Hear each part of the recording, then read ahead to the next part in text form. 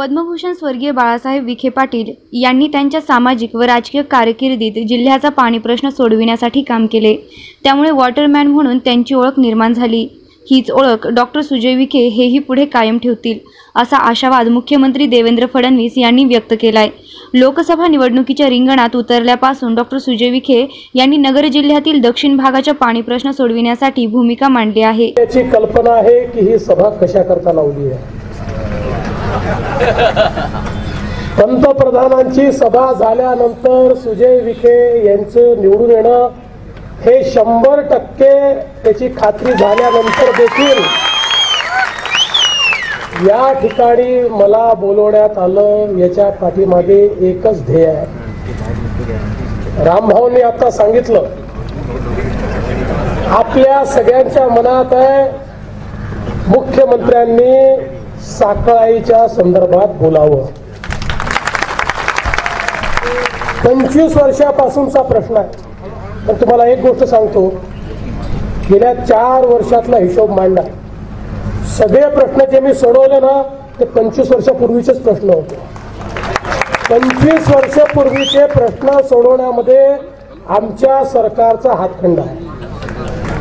त्यामुळे मी आज या ठिकाणी कोणी येऊन काही पोपटपंची करू द्या, मी तुम्हाला शब्द देण्याकरता आलो आहे।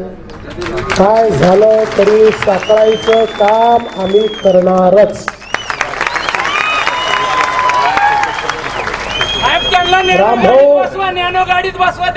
काळजी करू नका। ज्यांनी 10 वर्षात कधी साठवण तलाव नाही तयार केला ते काय या ठिकाणी काम करणार आहे? अरे काम करणारे आम्ही आहोत। आम्ही तुकाई चारीचा प्रश्न सोडवणारे आम्ही आहोत। या ठिकाणी तुम्ही बघा, या नगर जिल्ह्यातला एक एक प्रश्न सिंचनाच्या संदर्भातला आपल्या सरकारनंच गेल्या 4 वर्षात सोडवला। या ठिकाणी कुकडीला फेर प्रशासकीय मान्यता मिळत नव्हती। रामभाऊ सातत्याने प्रयत्न करत होते, सगळे आपले आमदार प्रयत्न करत होते। लोक म्हणायचे शक्य नाही आहे।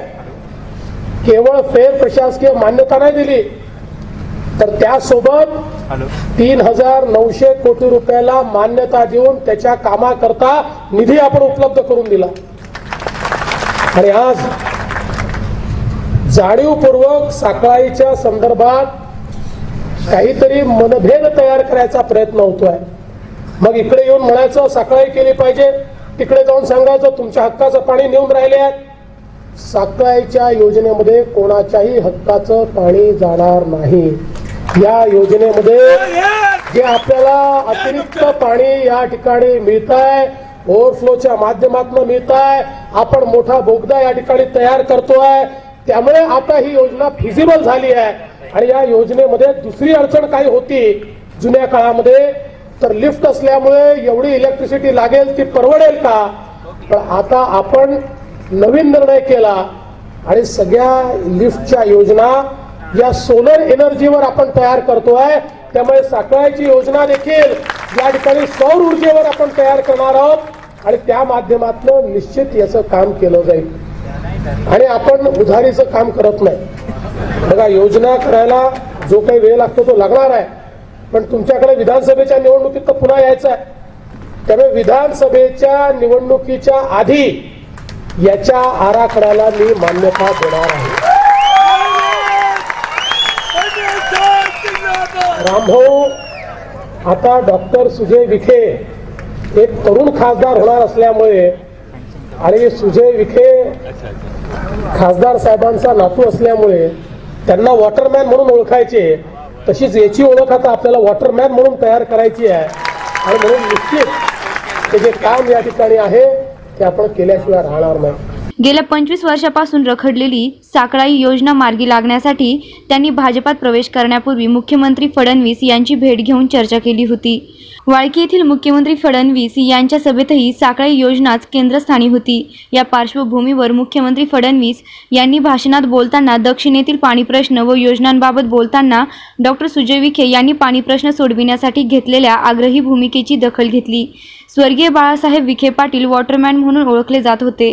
त्यांची हीच ओळख सुजय विखे यापुढील काळात कायम ठेवतील असे मुख्यमंत्री यावेळी म्हणाले। या सभेसाठी पालकमंत्री राम शिंदे, खासदार दिलीप गांधी, आमदार शिवाजी कर्डिले, माजी मंत्री बबनराव पाचपुते, आमदार मोनिका राजळे, आमदार बाळासाहेब मुरकुटे उपस्थित होते। SP 24 ताससाठी आबिद शेख, अहमदनगर।